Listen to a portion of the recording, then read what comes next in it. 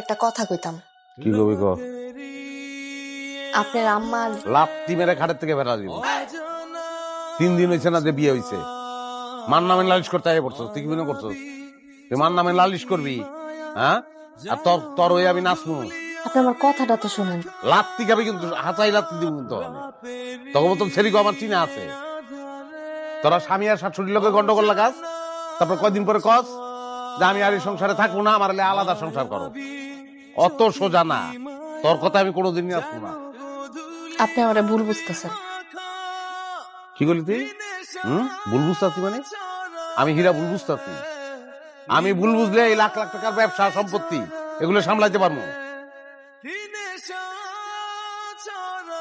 কোর্টে আসামিরা শাস্তির দানের আগেও তার কথা শোনানো লাগে। আপনি তো আমার কোনো কথাই শুনতেছেন না। আমি আপনার কইতে চাইছিলাম যে আমার ওষুধ শেষ, কালকে আনার সময় লই আইয়েন। আপনি আমার কতগুলো কথা শুনালেন। তো কথা শুনস তো নিজের দোষে। লাগবো ওষুধ, তুই কথা আম্মা দিয়ে শুরু করস কি লিগা? হ্যাঁ, তুই ওষুধ দিয়ে কথা শুরু করবি? তুই কতি যে ওষুধ লাগবো আম্মা, তাইলে তুই তো